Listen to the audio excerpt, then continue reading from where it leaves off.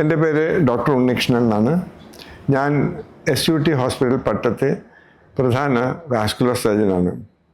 Vascular surgery എന്ന് പറയുന്ന ശാസ്ത്ര വിഭാഗം ഹൃദയം പമ്പ് ചെയ്യുന്ന ശുദ്ധരക്തക്കുഴലുകൾ ഓരോ കശേരുവിലും ഓരോ അവയവങ്ങൾക്ക് എത്തിക്കുകയും തിരിച്ച് ശുദ്ധീകരിക്കാനായിട്ട് ഹൃദയത്തിലേക്ക് രക്തം തന്നെ കൊണ്ടുവരികയും പിന്നെ അത് അത്ര ശുദ്ധമല്ലാത്ത രക്തം ശ്വാസകോശങ്ങളിലേക്ക് പോയി തിരിച്ചും ശുദ്ധീകരിച്ച് ഉള്ള ആവശ്യത്തിനായി ശുദ്ധരക്തക്കുഴലിലൂടെ പമ്പ് ചെയ്യുന്ന ആ പ്രക്രിയയാണ് നമ്മൾ പറയുന്നത് നമ്മുടെ സർക്കുലേഷൻ എന്ന് പറയുന്നത്.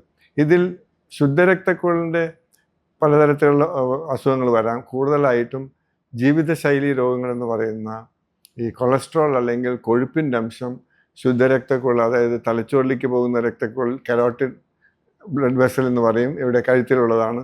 ഹൃദയത്തിനകത്ത് തന്നെയുള്ള കൊറോണറി ആർട്ടറീസ്, പിന്നെ 2 കാലിലേക്കും ഉള്ള ശുദ്ധരക്തം കൊണ്ടുപോകുന്ന ഇവയാണ് ബാധിക്കുന്നത് കൂടുതലായും. പക്ഷേ ഏത് അവയവത്തിനും ശുദ്ധരക്തക്കുഴലിൽ ഇതേമാതിരി കൊഴുപ്പിൻ്റെ അംശമോ കൊളസ്ട്രോളോ വന്ന് അടിഞ്ഞുകൂടിയാൽ രക്തോട്ടത്തിന് കുറവുണ്ടാവുകയും അതാത് അവയവങ്ങളുടെ പ്രവർത്തനത്തിൽ ബുദ്ധിമുട്ടുണ്ടാവുകയും ചെയ്യും. പക്ഷേ ഞാൻ ഇന്ന് കൂടുതൽ പറയാൻ പോകുന്നത് അശുദ്ധ രക്തക്കുഴലിൻ്റെ അസുഖങ്ങളെയാണ്.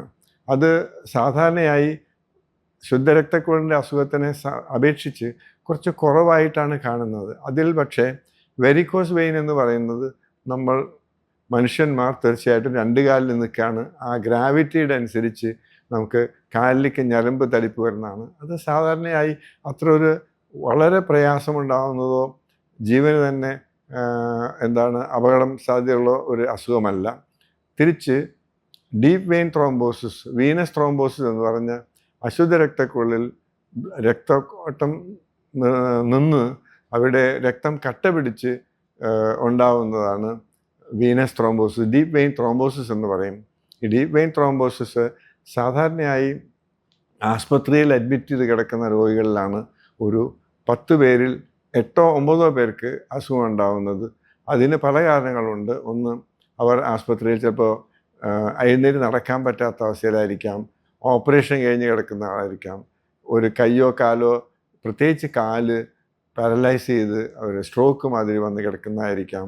ഇതൊന്നും കൂടാതെ ആക്സിഡൻറ്റ് ആയിട്ടുള്ള ആൾക്കാർ തീരെ പ്ലാസ്റ്റർ ഇട്ട് കിടക്കുന്നത്, മേജർ ഫ്രാക്ചർ വന്ന് കാലിലും ഇടുപ്പിലൊക്കെ വരുന്ന ആൾക്കാർക്കാവാം. ഇതൊന്നും വരാതെ ഒരു അപൂർവം ചില ആൾക്കാർക്ക് ഈ രക്തക്കുഴലിൽ സ്വയം കട്ടി ഉണ്ടായി ത്രോംബോഫിലിയ എന്നൊരു പ്രയാസം കൊണ്ടും വെയിനിൽ ഇങ്ങനെ രക്തം കട്ട പിടിച്ച് വരുന്നതാണ്. ഇതിൽ കൂടുതലായിട്ട് ഈ ഒരു അവസ്ഥ മാത്രമാണെങ്കിൽ അവർക്ക് നടക്കുമ്പോൾ ചെറിയൊരു കഴപ്പമാതിരി തോന്നും, കാലിൽ നീര് വരും. പക്ഷേ അത് അത്ര ഒരു പ്രയാസമുള്ള സ്റ്റേജ് അല്ല. പ്രത്യേകിച്ച് ഈ നമ്മുടെ മുട്ടിൻ്റെ താഴെയുള്ള ഈ കാഫ് മസിൽ, ഇതിന് നമ്മൾ വിളിക്കുക പെരിഫറൽ ഹാർട്ട് എന്നാണ്.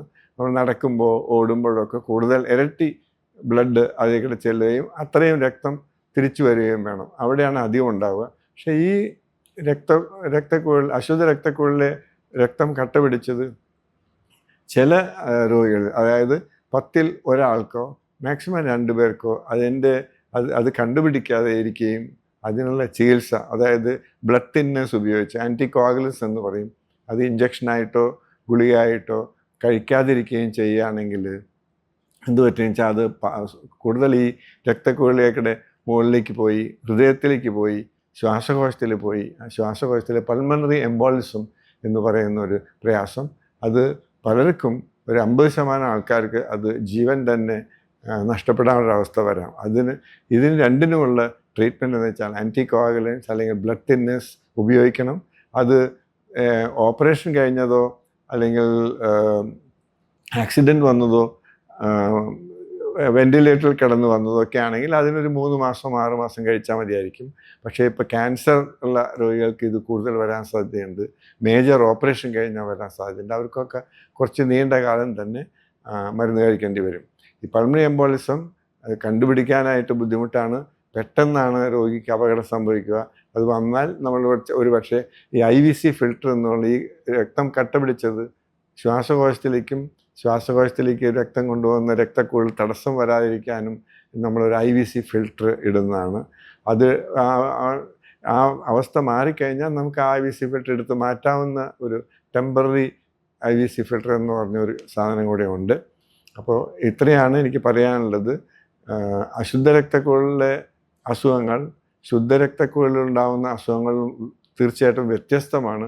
അതിൽ വെരിക്കോസ് വെയിൻ താരതമ്യേന ബുദ്ധിമുട്ട് കുറഞ്ഞതും ഡീപ്പ് വെയിൻ ത്രോംബോസിസ് അല്ലെങ്കിൽ അശുദ്ധ രക്തക്കുഴലിലുണ്ടാകുന്ന രക്തം കട്ട പിടിക്കുകയും അത് തുടർന്ന് ഹൃദയത്തിലേക്കോ ശ്വാസകോശത്തിലേക്കോ പോവുകയും ചെയ്യുന്നത് അത് വളരെ അപകടം പിടിച്ചൊരു പ്രയാസമുള്ള ഈ 2 അസുഖങ്ങളാണ് ഒരു 90% അശുദ്ധ രക്തക്കുഴലിലേക്കുണ്ടാകുന്ന അസുഖങ്ങളും അതിനുള്ള ചികിത്സകളും.